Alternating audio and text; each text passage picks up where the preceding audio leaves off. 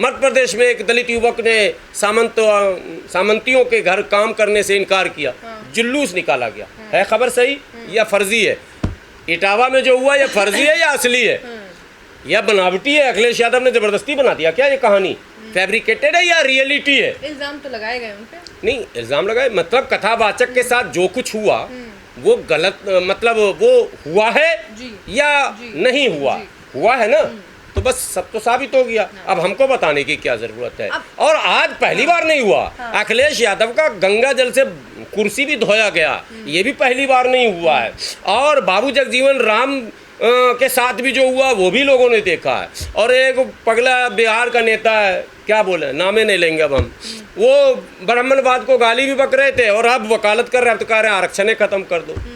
नाम नहीं लीजिएगा आप भी, सब समझदार लोग हैं। अच्छा। ये इटावा ब्रांड जो यादव जी हैं ये भी शामिल है। ये तेजस्वी जो है खाली बयान, मैं डस्टबिन में डाल दूंगा, वक्त बिल को खाक डालोगे, तुम ही को उठाएगा अभी डस्टबिन में डालेगा। आने तो इस बार सरकार पूर्ण बहुमत की, अगर भाजपा की पूर्ण बहुमत की सरकार बिहार में आ गई तो इनको ही डस्टबिन में डाल देगा। देखिए कितना बड़ा दुर्भाग्य है, भारत के सभी टेलीविज़न चैनलों में और सारे मीडिया कर्मियों ने मुस्लिम को देखा, मौलाना को देखा, मुस्लिम लीडर को देखा, पहला सवाल ठोक देता है संविधान बना या कुरान।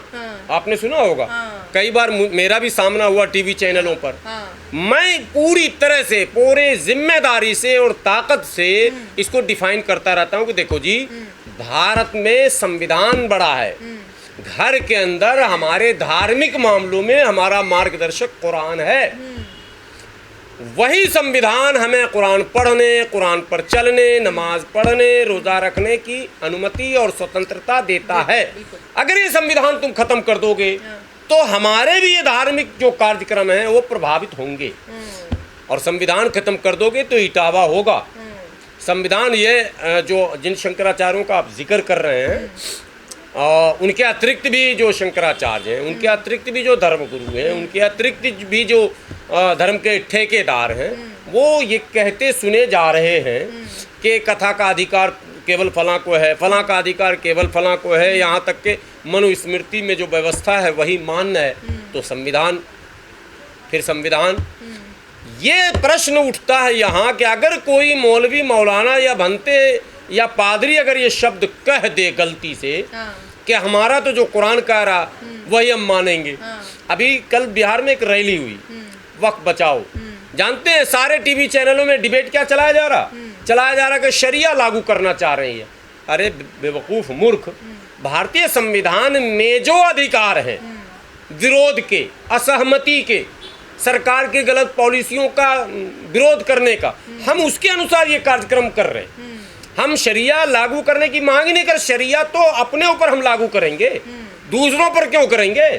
हम पहले खुद मुसलमान बन जाएं तब दूसरों को बनाएं। मनुस्मृति संविधान से ऊपर रहेगी। मनुस्मृति थोपा जा रहा, हम थोप नहीं रहे, हम तो मुसलमानों से कह रहे हैं और खुद से कह रहे हैं। मैं खुद कह रहा हूँ कि मुझे अपने आप को मुसलमान बनना है, मैं तो बन ही नहीं रहा हूँ। अब मैं दूसरों को कहूँ जबरदस्ती बनने, ये नहीं चलने वाला। लागू हो गया तो आप मानेंगे ना? क्या चीज लागू होगा? आप मानेंगे? कोई मानेगा? हमें 100 ऐसे लोग खड़े कर दो दलित और आदिवासियों में, पिछड़ों में, जो ये कहें कि हाँ मनुस्मृति में जो लिखा है वो सब हम मानने के लिए तैयार हैं। आप इंटरव्यू ले लो जाकर। और मैं तो कहता हूँ ब्राह्मणों में भी जो गंभीर लोग हैं, जो रियल पढ़े लिखे लोग हैं। पढ़े लिखे लोगों की अब आप बात कर रहे हैं, पढ़े लिखे लोग, शशि थरूर को देख लीजिए, इंसाइक्लोपीडिया हैं वो ज्ञान के, और उसके बाद वो कह रहे हैं कि नहीं आरएसएस अब पहले जैसी नहीं रही, बदल गई है, वो पहले की बात थी, वो साथ दे रहे हैं। नहीं तो उनसे पूछिए ना, मनुस्मृति में कैठो बियाह का लिखा है, 3-4 तो वो कर चुके हैं। शशि थरूर तो फंसे हुए हैं बेचारे। उनके फायदे के लिए?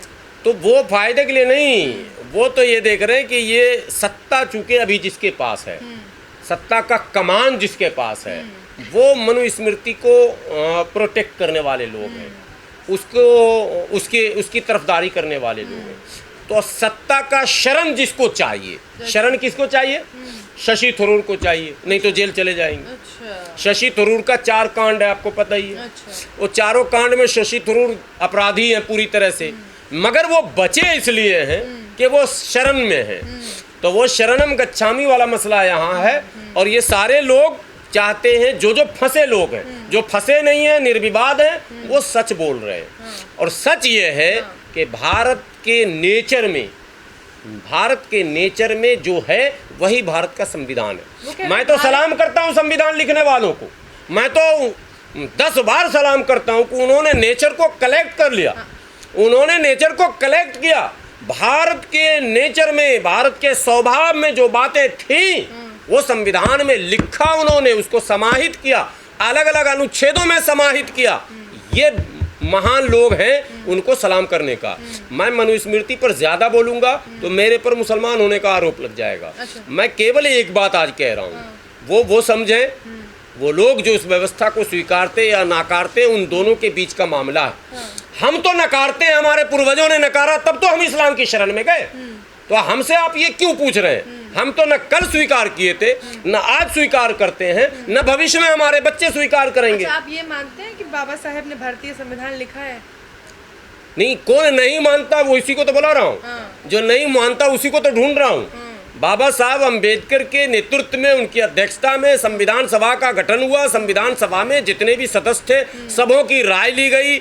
सबों के राय से जो बात आती थी वो उसको लिखा जाता था, लेकिन उस राय को फाइनल टच बाबा साहब अम्बेडकर देते थे। अब देखिए, ये जो सारा मसला उठाया जा रहा है, तो इसमें कहा जा रहा है कि बाबा साहेब ने जो संविधान लिखा उसमें मूल रूप से धर्मनिरपेक्षता और समाजवाद जैसे शब्द नहीं थे। नहीं है ना, हटा देना चाहिए। नहीं है ना, नहीं। मैं तो कह रहा हूँ जस्टिस क्या, what is meaning of justice? पूरा सवाल ले लीजिए। उनका कहना है कि बाबा साहेब ने जो संविधान लिखा था उसमें ये शब्द नहीं थे, इसलिए ये शब्द हटा देने चाहिए। दूसरी तरफ कुछ लोग ऐसे भी हैं जो कहते हैं बाबा साहेब ने संविधान लिखा ही नहीं, तो किधर जाए जनता? ने वही लोग जो लोग ये कह रहे हैं कि बाबा साहब ने जो संविधान लिखा उस मूल से छेड़छाड़ किया जा रहा और इंदिरा गांधी ने ये जोड़ लिया, वही लोग कह रहे हैं बाबा साहब अम्बेडकर ने संविधान लिखा ही नहीं। दो लोग नहीं है, अच्छा। वही लोग, वही टीम, उसी मानसिकता के, उसी ग्रुप के, उसी गिरोह के, उसी कबीले के जो सदस्यगण हैं, वही कहते हैं कि बाबा साहब ने संविधान नहीं लिखा। और कोई कहता है क्या? मायावती बोली क्या? रामविलास पासवान बोल के गए क्या? यहाँ से लालू जी बोल रहे हैं क्या? मुलायम सिंह बोल के गए क्या? देवगौड़ा बोले क्या? कौन बोल रहा? नाम बताइए ना आप, कौन बोल रहा? वही लोग बोल रहे हैं। मैं बार बार कह रहा हूँ, तस्वीर के अपमान पे सबसे पहले खड़े भी वही लोग होते हैं। लालू प्रसाद यादव का वीडियो नहीं देखा? अरे आप समझ नहीं रहे हैं। यही इनकी रणनीति है, यही स्ट्रेटेजी है कि अभी प्रधानमंत्री जी का एक भाषण था बिहार में, चुनाव में उन्होंने कहा था, मेरे रग रग में, मेरे खून में बाबा साहब अम्बेडकर बसे हुए हैं। अभी बिहार में उन्होंने कहा था। और ग्वालियर में, संसद भवन में और कई जगहों पर बाबा साहब की मूर्ति को हटाने वाला, ना लगने देने वाला कौन है? नाम बता दीजिए हमको। उन्हीं के लोग हैं। और दोनों कैसे रह सकते हैं? बाबा कर लेते हैं, मनुस्मृति। अरे ये कलाकार लोग हैं, ये सब कुछ कर, इनको एन केन प्रकारेण मनुस्मृति लागू कराना है, ये इनका मुख्य मुद्दा है। जो व्यक्ति संविधान के बनते ही संविधान को रिजेक्ट किया हो, जिस संगठन ने संविधान के खिलाफ आर्टिकल लिखे हो ऑन रिकॉर्ड, जिस संगठन ने संविधान को नकारने की बात कही हो, जिस संगठन ने तिरंगे को माने कई दशकों तक न फहराया हो, जिसने अपने भगवा झंडा को राष्ट्रीय ध्वज माना हो, वही व्यक्ति बाबा साहब की वकालत भी आके कर ले रहा। वही व्यक्ति दलितों का नेता भी अपने आप को साबित करना चाह रहा। और छोड़िए हद की बात, वो तो मुसलमानों का भी नेता कह रहा। 3 तलाक बिल आया, मोदी जी ने कहा हमने और किसी ने नहीं, हमने मुसलमान महिलाओं को सम्मान दिया। फिर वो वक्फ वाला अभी बिल आया, उन्होंने कहा हमने, किसी ने आज तक नहीं किया होगा। क्रांतिकारी परिवर्तन किया। अब सारे मुसलमान बेवकूफ़ी है, मोदी जी क्रांतिकारी परिवर्तन कर रहे हैं, हम मुसलमान विरोध कर रहा। अब हम ये समझ में मुझे नहीं आ रहा मैं क्या करूं यार। मोदी जी सही बोल रहे हैं, यही दलित कंफ्यूज है कि मोदी जी सही बोल रहे हैं, दत्तात्रेय सही बोल रहे हैं, शिवराज चौहान सही बोल रहे हैं, नितिन गडकरी सही बोल रहे हैं, आडवाणी बोल कौन सही रहा? देखिए, कोई कुछ बोले, सही और गलत की समझने के लिए प्रैक्टिकल आना होगा। प्रैक्टिकल में आए दिन अभी दो रिसेंटली, कल परसों की घटना, मध्य प्रदेश में एक दलित युवक ने सामंतियों के घर काम करने से इनकार किया, जुलूस निकाला गया। है खबर सही या फर्जी है? इटावा में जो हुआ, ये फर्जी है या असली है या बनावटी है? अखिलेश यादव ने जबरदस्ती बना दिया क्या ये कहानी? फैब्रिकेटेड है या रियलिटी है? इल्जाम तो लगाए गए उन पे। नहीं, इल्ज़ाम लगाए मतलब कथावाचक के साथ जो कुछ हुआ वो गलत, मतलब वो हुआ है जी, या जी, नहीं हुआ, जी। हुआ है ना, तो बस सब तो साबित हो गया। अब हमको बताने की क्या जरूरत है? और आज पहली बार नहीं हुआ, अखिलेश यादव का गंगा जल से कुर्सी भी धोया गया, ये भी पहली बार नहीं हुआ है।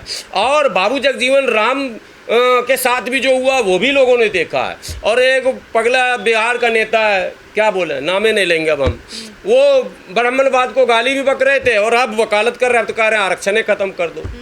नाम नहीं लीजिएगा आप भी, सब समझदार लोग हैं, समझिए ना। ऐसे ऐसे लोग अवसरवादी हैं हमारे समाज में, मुस्लिम में भी, दलित में भी, क्रिश्चियन में भी, क्या कहते हैं, आदिवासियों में भी। ये अवसरवादियों ने उनको हमेशा वॉकओवर दिया और आगे बढ़ने का मौका दिया। अवसरवादियों के लिए सबसे बड़ा मेला सर चुनाव से बेहतर तो कुछ नहीं है। बिहार में चुनाव है और 2024 में भी हमने देखा था कि चुनावों से पहले संविधान को बदलने की बात की गई थी और तब भी राहुल गांधी ने लाल किताब जो थी उठाई थी हाथ में। अब फिर वो उठा के घूम रहे हैं, फिर संविधान बदलने की बात हो रही है। चुनाव के आते ही ये सारे मसले एकाएक कैसे निकल रहे हैं? नहीं, इस बार डबल हो गया बिहार में मामला। इस बार सिर्फ लाल किताब लेके जाएंगे तो काम नहीं चलेगा। अगर विपक्ष को सत्ता प्राप्त करना है, कांग्रेस और आरजेडी वगैरह वगैरह को, तो इस बार सिर्फ संविधान पर या समाजवाद पर और धर्मनिरपेक्षता पर खतरा नहीं, इस बार तो सबके वोट पे भी खतरा डाल दिया गया चुनाव आयोग ने। चुनाव आयोग ने जो लिमिट समय दिया है और उस समय में जितनी शर्तें दी हैं, जब मैं पूरा नहीं कर सकता, बाकी लोगों के विषय में मैं क्या कह सकता हूँ? कोई नहीं पूरा कर सकता। 50% मतदाता वोट नहीं डालेगा इस बार, ये आपको बता दूं। और वही वोट डालेगा जो जिसके लोग अलग अलग टेबलों पर विराजमान है। दुनिया जानती है कि सारे टेबल पर कौन विराजमान है, किस वर्ग के लोगों का कब्जा है, एसडीओ कौन है, एसडीएम कौन है, डीएम कौन है, निर्वाचन पदाधिकारी कौन है, किनके क्या कहते हैं जन्म पत्री बन जाएंगे 24 घंटे में और किनके बनेंगे 24 दिन में। मुसलमानों का काम नहीं होता। सुनिए, ऑन रिकॉर्ड बोल रहा हूँ कैमरे पर। दिल्ली में हमारे एक साथी को हमने आधार करेक्शन का काम दिया था, 1 हफ्ते के बाद वो लौट के आया, उसने कहा भैया हाथ जोड़ता हूँ, पैर पकड़ता हूँ, आपका काम नहीं होगा। मैंने कहा यार काम तो रहा। बोला सरवर भाई सबका काम मैं करवा रहा हूँ, कर रहा, आपका नहीं किया। मैंने कहा क्यों? उसने कहा मुसलमान का काम मत लाना। अच्छा। ऑफिशियली मैं बड़ा आरोप लगा रहा हूँ, ऑफिशियली आदेश मतलब उसको क्या कहेंगे, अप्रत्यक्ष इनडायरेक्ट वे में अंदर सारे कुर्सी पे बता दिया गया कि मुसलमान का काम नहीं करना। अच्छा। तो एक कठिनाई नहीं है, दलित और मुसलमान 50% से अधिक वोट नहीं डालेंगे, वंचित रहेंगे। तो पहले विपक्ष को आप सही कह रहे हैं कि एनआरसी लागू हो रही है तब नहीं, ओवैसी साहब क्यों कह रहे हैं? मैं बड़ा विचित्र आदमी हूँ यार। मैंने भाजपा बोले और फिर ओवैसी बोले, फिर खेल वही कर रहे हैं। लालू जी के पुत्र क्यों नहीं बोलेंगे? राहुल जी क्यों नहीं बोलेंगे? पप्पू यादव क्यों नहीं बोलेंगे? कन्हैया इतने फायर ब्रांड ने क्यों नहीं बोलेंगे? क्यों नहीं धरना प्रदर्शन करेंगे? क्यों नहीं वहाँ कूटा गाड़ेंगे? वोट का भी बहिष्कार कीजिए। मैं कहता हूँ आरजेडी कांग्रेस वालों और उनके सहयोगियों, वामपंथी इतना संघर्ष करते हैं, 12-14 विधायक भी उनके हैं, 16 विधायक हैं भाई उनके, अब तो सांसद भी उनके हैं, तो उनको विरोध करना चाहिए था। और विरोध प्रतीकात्मक नहीं, विरोध फुल एंड फाइनल। अगर नहीं इस आदेश को वापस लोगे तो हम वोट में हिस्सा नहीं लेंगे। वन साइड वोट करा लो, जाओ, सिर्फ भाजपा ही लड़े और कोई चुनाव ही ना लड़े, करके तो दिखाओ भाई। और अगर नहीं करते हो, मैं कहता हूं गंगाधरी असली शक्तिमान है। ये लाल किताब पीला किताब दिखाना, हम नहीं मानते आपको सेकुलर, हम नहीं मानते आपको अपना, हम नहीं मानते दलितों का हितैषी और मुसलमानों का हितैषी। हम तो मानते हैं कि भाजपा के एजेंडे को मुंह से विरोध करके अंदर से आगे बढ़ाते हैं। अच्छा। भाजपा बोली और सारे चैनल वाले। ओवैसी साहब के कितने सांसद हैं बिहार में? एक भी नहीं। विधायक कितने हैं? एक। आज 4 दिन से ओवैसी ही बोल रहे हैं लगातार, आपने देखा कि नहीं देखा? क्या अंजना, क्या संजना, क्या दुर्जना, क्या कल्पना, क्या जितने पर मतलब एंकर हैं सब ला के उठा के, क्या रूबी का सब ले आए ओवैसी साहब। हाँ ओवैसी साहब आप बोलिए, अब क्यों ओवैसी साहब बोलेंगे? ओवैसी साहब है कौन भाई? क्या मतलब है? तमाशा कर रहे हो हिंदू मुस्लिम का, जानबूझकर उसको धार्मिक एंगल दे रहे। अरे मैं लिख के ले जाओ, दलित सबसे ज्यादा वंचित होंगे। आसाम मॉडल आपके सामने है। आसाम में जब आपने एनआरसी कराया तो क्या हुआ आपका?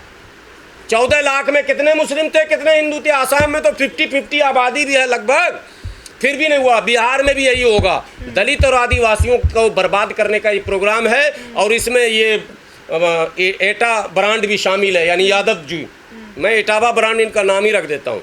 ये इटावा ब्रांड जो यादव जी हैं ये भी शामिल है। ये तेजस्वी जो है खाली बयान, मैं डस्टबिन में डाल दूंगा, वक्त बिल को खाक डालोगे, तुम ही को उठाएगा अभी डस्टबिन में डालेगा। आने तो इस बार सरकार पूर्ण बहुमत की, अगर भाजपा की पूर्ण बहुमत की सरकार बिहार में आ गई तो इनको ही डस्टबिन में डाल देगा, ठीक है। और आराम से बोलेगा चुपचाप रहो, मौज करो, हम बाकी जिसको सीधा हमको करना है करने दो, ठीक है। वहाँ भी एगो योगी जी का डुप्लीकेट है, गमछा उमछा मुरट्ठा बांध के, आपको पता ही है, रेडी है वो।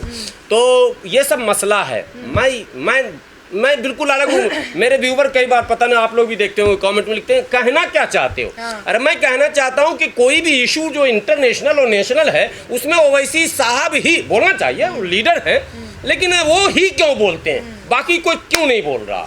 सारे डिबेट के केंद्र में ओवैसी साहब ही क्यों? इसका मतलब उसको हिंदू मुस्लिम का एंगल देने के लिए प्री प्लान है। भाजपा उसका लाभ उठाना चाहती है। हिंदू भाइयों, ये तुम्हारे खिलाफ है कानून, हमारे खिलाफ ही नहीं है। इस पे तुम भी फंसोगे, हम अकेले नहीं फंसेंगे, तुम्हारा भी काम नहीं होगा। नहीं बन रहा है ना? नहीं, ये तो दिल्ली और यूपी की खबर मैं बता रहा हूँ। बिहार में अभी ऐसा नहीं है डायरेक्शन, लेकिन बिहार में अब ये चीज होगा। अब बिहार में आने वाले दिनों में होगा, अगर विरोध नहीं होगा तो। सवाल के साथ खत्म करते हैं। मल्लिकार्जुन खड़गे के बेटे हैं प्रियांक खड़गे, वो कह रहे हैं हम सत्ता में आए तो सबसे पहले आरएसएस को बैन करवाएंगे। कर्नाटक में इन्होंने कहा था हम बजरंग दल को बैन कराएंगे, तो हो गया क्या? कर्नाटक में इन्होंने कहा था कि हम सत्ता में आएंगे तो बजरंग दल को बैन कर देंगे। तो बड़ी बड़ी बातें हैं बस। तो हमें तो लगता है अभी तक बजरंग दल बैन नहीं हुआ कर्नाटक में, तो कैसे आप पर भरोसा करें। और मल्लिकार्जुन खड़गे जी तो कर्नाटक के रहने वाले हैं, तो उनके पुत्र भी कर्नाटक की पॉलिटिक्स में है, तो मुझे तो भरोसा नहीं है। मैं तो एक चीज़ बोलता हूँ आपके चैनल पर, आखिरी लाइन, इस देश को मुस्लिम लीडरशिप की ज़रूरत। इस देश में अगर पीड़ितों को, शोषितों को, वंचितों को, अगर दलितों को, आदिवासियों को पूर्ण अधिकार और समता और समानता जो उनकी इच्छा है वो चाहिए, आर्थिक, राजनीतिक, सामाजिक सारी चीज़ें अगर आपको चाहिए तो मुस्लिम क़यादत को आप स्वीकार कीजिए। गुलाम सरवर ये ऐलान करता है कि जिस दिन मुसलमान आ जाएगा मुख्यमंत्री और प्रधानमंत्री के रूप में, उसने जिसको अब तक 70-80 वर्षों में नहीं मिला न्याय, सबको न्याय देंगे, आबादी के अनुपात में सबको बराबर का अधिकार देंगे, राजनीति में सबको बराबर का मौका देंगे, किसी के साथ अन्याय नहीं होने देंगे, न जुल्म होने देंगे, न जुल्म न जालिम का अधिकार रहेगा। और दुनिया में जब रहेगा तो सिर्फ प्यार रहेगा। मुस्लिम शासक और मुस्लिम हुक्मरानों को आगे आना पड़ेगा। और मैं दलितों और आदिवासियों से कहना चाहता हूं कि आप एक बार हमारी क़यादत को, हमारी लीडरशिप को एक बार आजमाने की कोशिश कीजिए। इंशाअल्लाह मैं आपको यकीन दिलाता हूं कि वो सब आप भूल जाएंगे सत्ता, कि किसकी कैसी सत्ता थी, इतिहास में अमर और अजर हो जाएगा वो सत्ता।